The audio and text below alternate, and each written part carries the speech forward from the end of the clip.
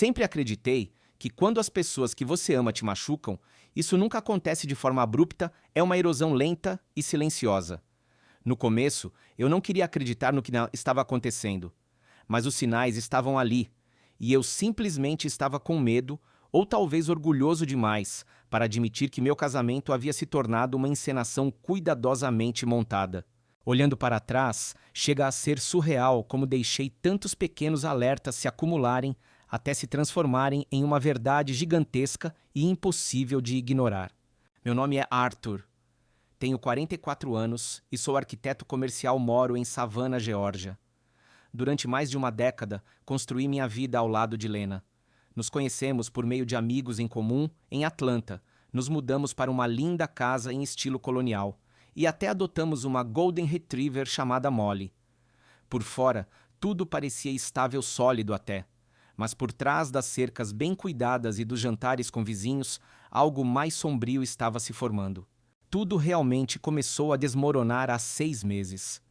Minha tia-avó Heloise faleceu deixando uma herança considerável. Ela não tinha filhos e sempre teve um carinho especial por mim, me tratando mais como um filho do que como um sobrinho. Fui nomeado o único beneficiário do espólio dela, quase $587.000. No começo, eu nem sabia o valor exato do que ela havia deixado. Não estava pensando em dinheiro. Ainda estava de luto. Quando contei a Lena sobre a herança, a reação dela foi estranha. Ela não expressou condolências, nem perguntou sobre a tia Heloise. Em vez disso, as primeiras palavras dela foram: "Isso pode finalmente nos ajudar a comprar a casa de praia." Sem calor, sem empatia, apenas oportunidade. Foi a primeira rachadura na base. A questão sobre a Lena é que ela sabe fingir bem. Ela é encantadora, as pessoas se sentem atraídas por ela. Mas comecei a notar mudanças sutis. O celular dela, que antes ficava carregando no balcão da cozinha, agora estava sempre com ela. Ela trocou a senha. Começou a trabalhar até mais tarde, ou a precisar de retiros de bem-estar do nada. No início deixei passar, até inventei desculpas por ela. Queria acreditar no nosso casamento mais do que queria enfrentar a possibilidade de que tudo fosse uma mentira. Ainda assim, eu não conseguia ignorar a sensação de que algo estava errado. Então, fiz o que nunca tinha feito em nosso relacionamento, comecei a prestar atenção. De verdade. Verifiquei nossas contas financeiras conjuntas. Notei pequenas quantias sendo transferidas para um banco desconhecido no Arizona, nada grande no início, apenas alguns poucos centenas de dólares aqui e ali. O suficiente para não levantar suspeitas. Mas eu sabia que Lena não tinha família no Arizona. E certamente não tinha trabalho nem negócios por lá. Enquanto isso, eu ainda não tinha transferido o dinheiro da herança para nenhuma conta conjunta. Fui mais esperto.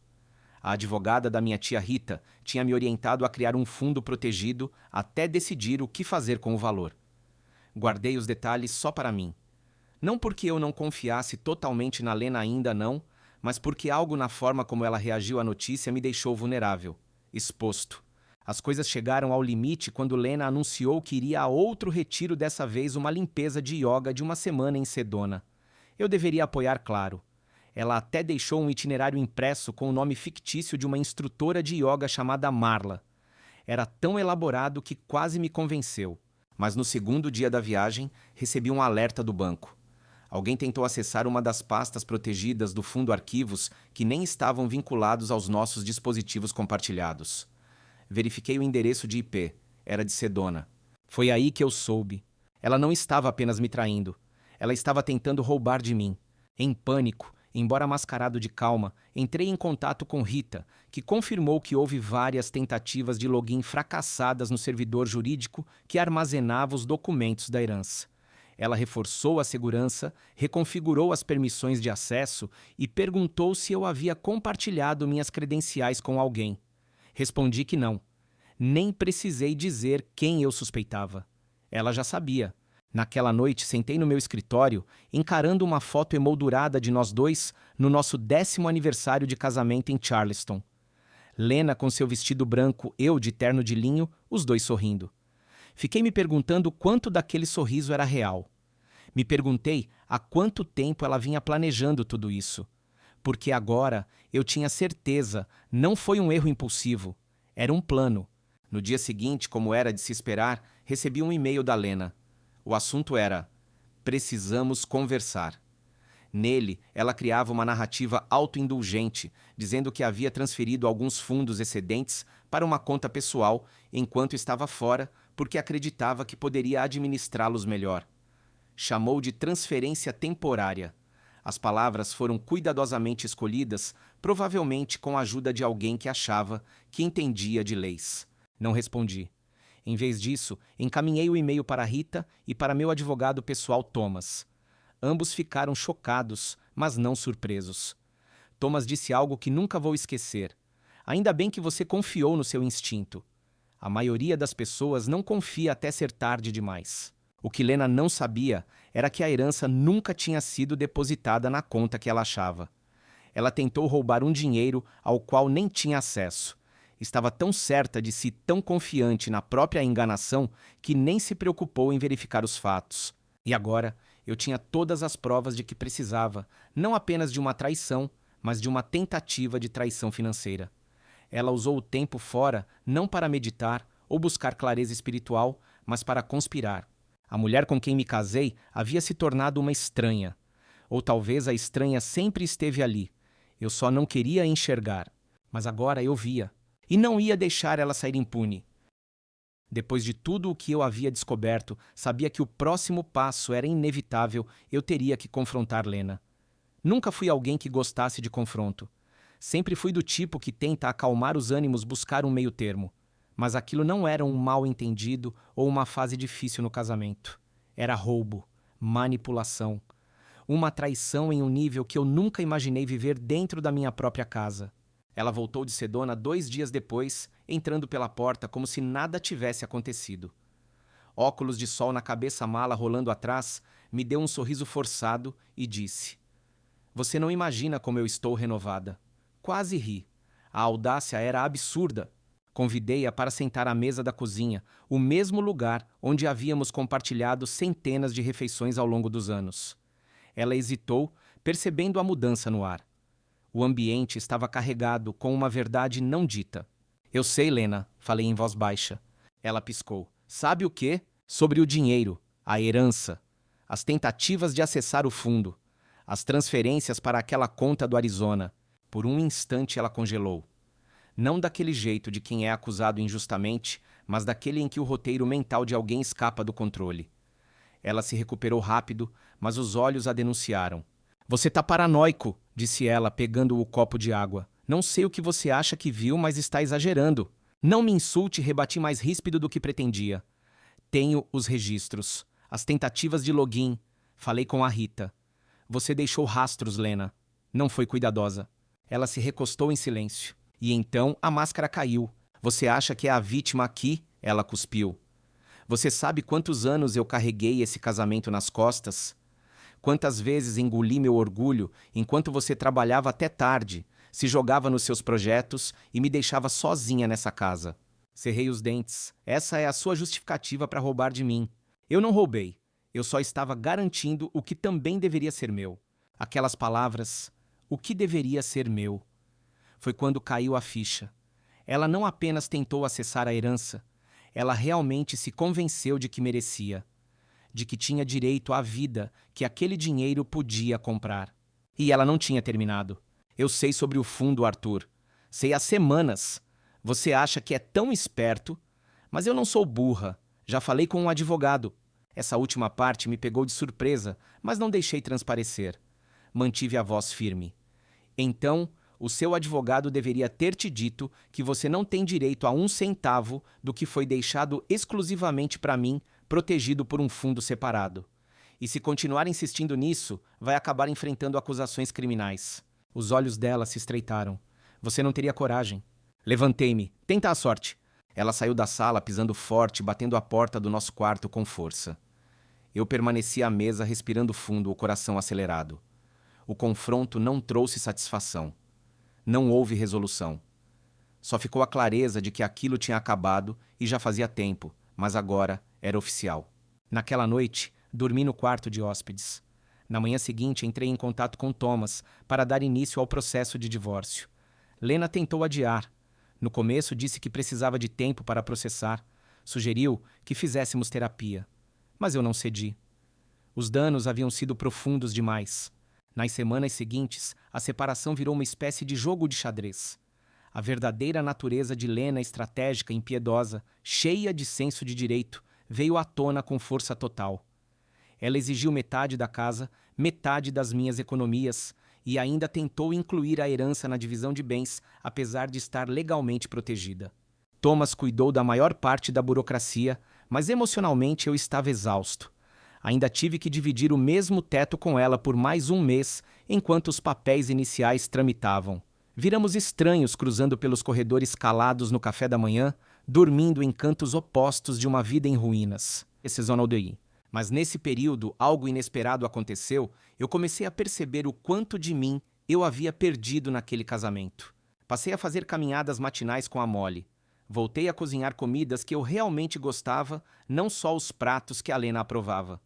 Reaproximei-me de amigos que não via há anos, incluindo um antigo colega da universidade, Ian, que me convidou para ficar com ele por um tempo assim que a separação fosse concluída.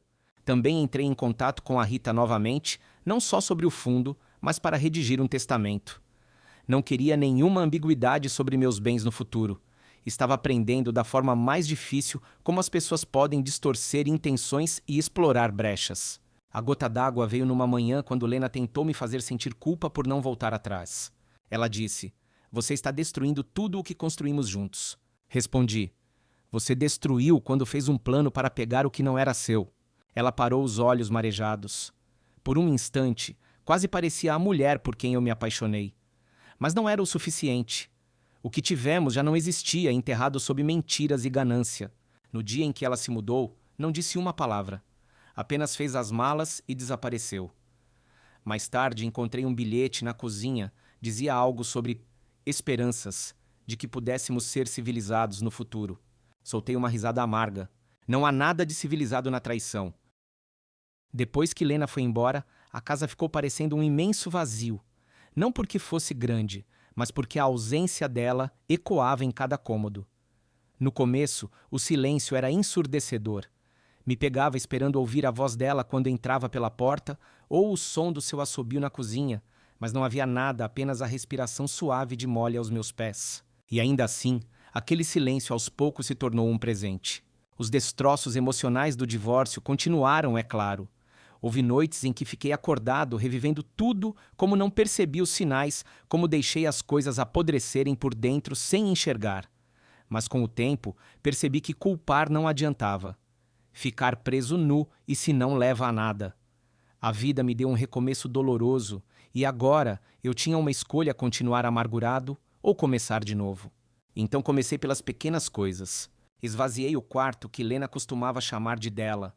Foi difícil no início, como se eu estivesse apagando um capítulo da minha vida, mas mudei a forma de ver. Eu não estava deletando memórias, estava abrindo espaço. Doei roupas, guardei fotos antigas em caixas e pintei as paredes de um tom azul suave. Transformei o quarto em um espaço de leitura com um sofá, uma estante com meus livros favoritos e uma escrivaninha onde eu podia escrever meus pensamentos. Pela primeira vez em anos, eu não estava vivendo em função das expectativas de outra pessoa. Eu só estava vivendo. Também aceitei a oferta do Ian e fiquei uma semana na casa dele. Ele morava nos arredores da cidade, perto de uma trilha na floresta, e aqueles dias me ajudaram a clarear a mente. Conversamos até tarde da noite sobre carreira, família, os anos em que perdemos contato. Ele não me julgou, só escutou. Esse tipo de amizade é rara, e eu não tomei isso como garantido. Enquanto estive lá, comecei a escrever num diário. Não escrevi assim há anos. Pensamentos, sentimentos, coisas que eu gostaria de ter dito a Lena, coisas que queria lembrar no futuro. Escrever me deu clareza, me ajudou a entender que passei tanto tempo sendo o estável, o provedor, o pacificador, que esqueci de olhar para mim mesmo. E aquele fundo, aquele que meus pais deixaram, durante um tempo, nem toquei nele. Não por medo, mas porque eu precisava separar seu valor do caos que Lena tentou fazer com ele. Não era só dinheiro. Era parte do meu legado, algo que meus pais confiaram a mim, não para ser guardado, mas usado com sabedoria. E com o tempo, percebi que queria fazer algo significativo com aquilo. Foi então que me lembrei do antigo sonho do meu pai. Ele falava em abrir um centro de retiro, um lugar tranquilo na natureza, onde as pessoas pudessem se recuperar, refletir e recomeçar. Ele nunca teve a chance, mas eu mantive essa ideia guardada comigo. Então comecei a pesquisar.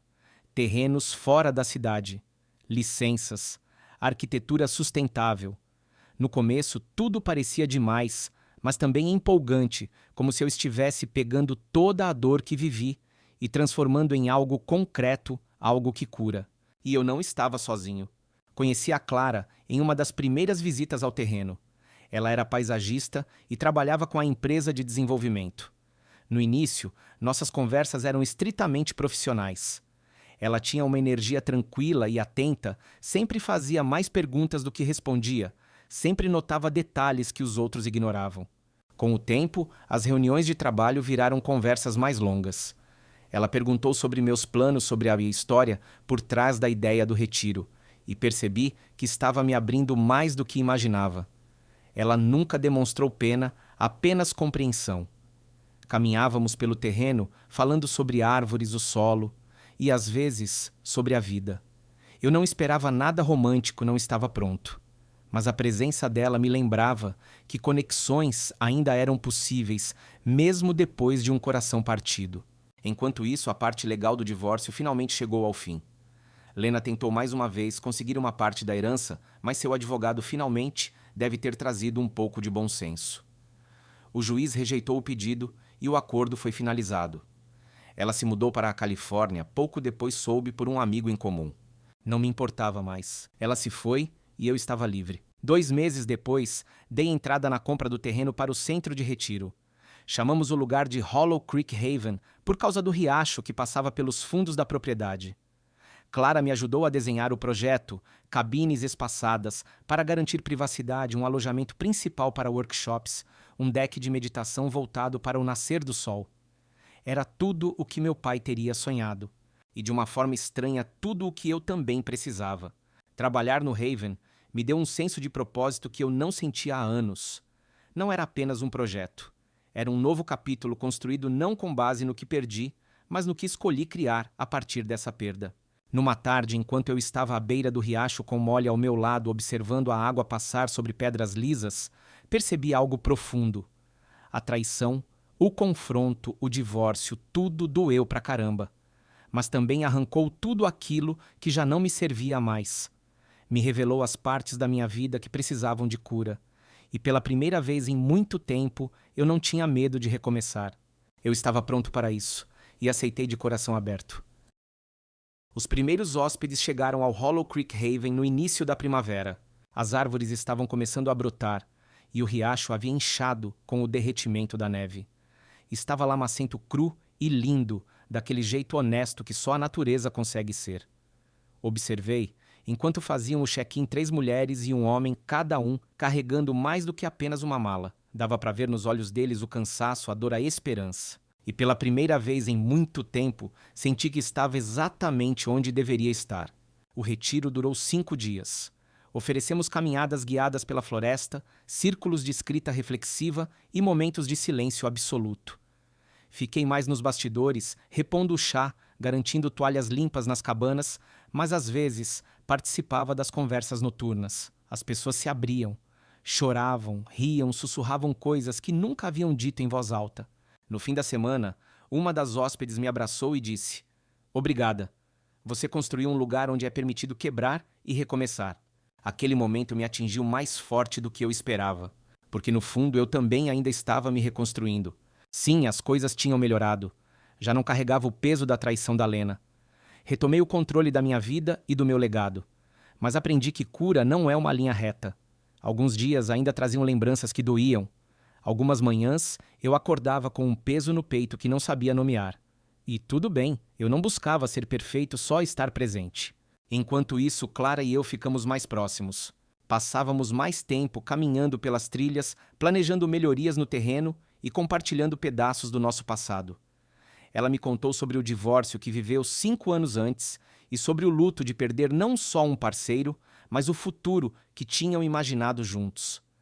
A forma como ela se abria me fazia sentir menos sozinho com as minhas próprias cicatrizes.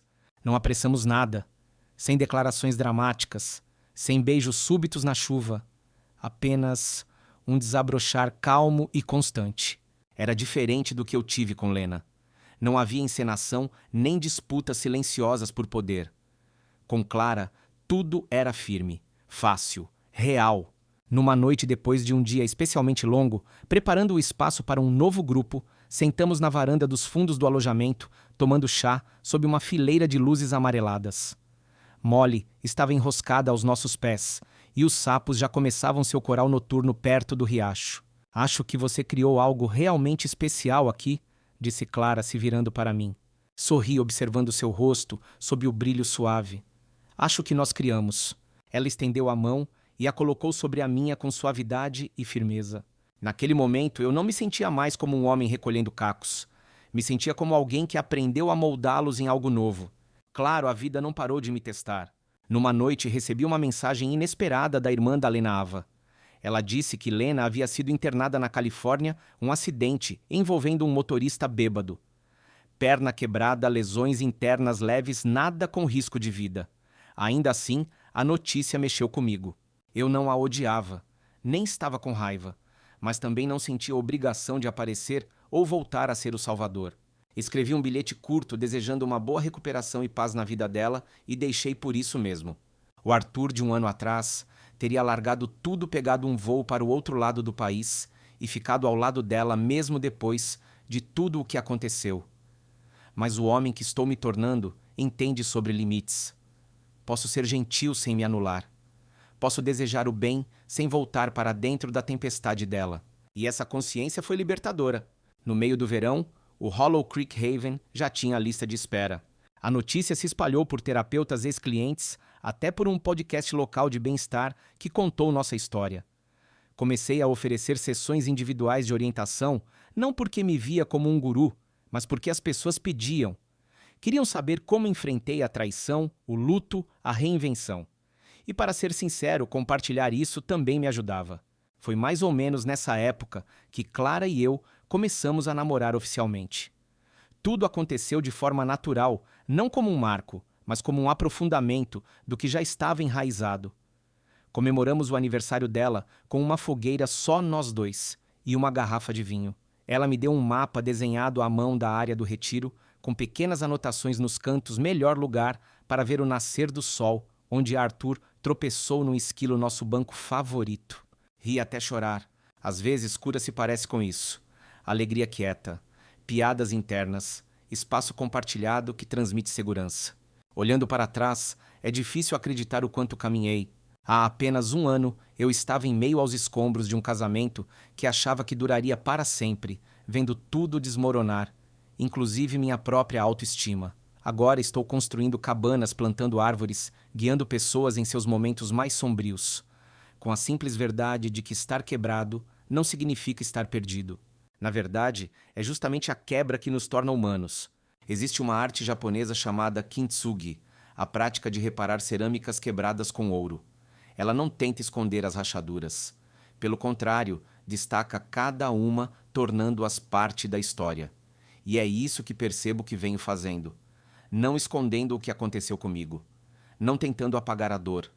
Apenas preenchendo as rachaduras com algo mais forte: compaixão, sabedoria, verdade. Essa não é uma história de vingança ou de vencer o fim de um relacionamento. É uma história de redescoberta, de escolher a si mesmo quando tudo desmorona, de estar com os pés atolados na lama da sua vida e, mesmo assim, decidir plantar algo ali e ver isso florescer. Era uma manhã fresca de setembro quando o passado me encontrou de novo. Eu estava empilhando lenha atrás do alojamento principal, me preparando para os meses mais frios. O riacho estava calmo, o ar cheirava a cedro e chuva distante, e Clara estava dentro preparando o café da manhã para um casal que acabara de chegar para um retiro de fim de semana. Ouvi o som de cascalho sendo pisado, seguido pelo barulho inconfundível de uma porta de carro batendo. A princípio pensei que fosse um dos nossos motoristas de entrega habituais, mas quando dei a volta e vi quem estava ao pé da varanda, perdi o fôlego no meio da respiração. Lena, O cabelo estava mais curto do que eu lembrava, e ela parecia mais magra, quase frágil. Mas os olhos continuavam os mesmos, de um castanho esverdeado intenso, vasculhando cada detalhe, como se tentassem medir a temperatura do ambiente antes de entrar. Arthur, ela disse suavemente. Sem exigência, sem drama, só cansada. Fiquei ali parado por tempo demais, tentando entender se estava sonhando ou tendo uma alucinação. Mas não, ela estava ali, no meu terreno, diante do refúgio que eu construí para fugir dela. Como me encontrou, perguntei com uma voz mais calma do que eu realmente sentia. Ela hesitou. A Ava me contou. Eu sei que não deveria ter vindo sem avisar, mas não sabia outra forma de te alcançar. Clara deve ter ouvido as vozes, porque um momento depois saiu da casa enxugando as mãos num pano. Olhou de um para o outro e instintivamente veio na minha direção. Está tudo bem, ela perguntou. Os olhos de Lena passaram por Clara e voltaram para mim. Ela assentiu levemente. Não vou demorar. Só eu precisava falar com você. Sentamos na extremidade da varanda. Clara nos deu espaço, mas permaneceu por perto. Eu valorizei isso mais do que ela provavelmente imagina. Lena entrelaçou as mãos no colo, encarando o desenho da madeira sob seus pés, como se ele pudesse lhe dar as palavras certas. Estou fazendo terapia, ela começou. Desde o acidente. No começo era só reabilitação física, mas depois comecei a cavar mais fundo. Percebi que muito do que fiz com você, do jeito que tratei nosso casamento, tinha raízes em coisas que eu nunca enfrentei. Eu não a interrompi. Queria que ela falasse, mas mantive minha distância emocional. Não vim pedir perdão. Ela continuou. Não espero isso. Vim dizer que eu estava errada. Sobre tudo. Sobre você. Sobre como transformei sua lealdade em uma arma. Achei que o poder me faria sentir inteira, mas só me fez sentir mais vazia. Havia um tremor na voz dela que eu nunca tinha ouvido antes. Fui cruel, Arthur. Não só egoísta cruel, eu vejo isso agora. Por um longo momento, o único som era o vento nas árvores. Finalmente falei. Passei meses desaprendendo a carregar a sua dor por você. Ela levantou o olhar surpresa. Mantive o tom firme. Eu agradeço suas palavras. De verdade. Mas este lugar, esta vida que reconstruí não foi fácil. E ela existe porque eu escolhi seguir em frente. Não para me vingar, nem para provar nada. Apenas para sobreviver. Lena assentiu devagar com os olhos brilhando. Eu entendo. E eu acreditava que ela entendia. Mas eu preciso perguntar, disse. Por que agora? Ela soltou um suspiro. Porque eu vi o que você construiu. Vi seu nome ligado a algo significativo. E isso me fez perceber que mesmo depois de tentar apagar, você não desapareceu. Você evoluiu. Acho que só queria ver com meus próprios olhos. Saber que não te destruí por completo. Aquilo me atingiu mais do que eu esperava. Não porque doeu, mas porque me lembrou quão perto estive de ser apagado, não só da empresa, mas de mim mesmo. Lena, eu disse com gentileza, você não me destruiu. Você me acordou. Ela se levantou depois disso, enxugando o rosto com as costas da mão. Não vou tomar mais o seu tempo. Quando ela se virou para ir embora, eu a chamei. Espero que encontre o que está procurando. Ela parou, fez um leve aceno com a cabeça e desceu os degraus. Observei ela partir não com amargura, mas com uma estranha sensação de gratidão. Não pelo que ela fez, mas pelo que eu aprendi por causa disso. Mais tarde, naquela noite, Clara e eu estávamos sentados no deck à beira do riacho. O céu estava pintado de laranja e roxo, e a água brilhava como vidro derretido. Ela não vai voltar, eu disse. Clara não me pediu explicações. Apenas encostou a cabeça no meu ombro. Tenho orgulho de você, ela sussurrou. Não pelo que você disse, mas pelo que escolheu não dizer.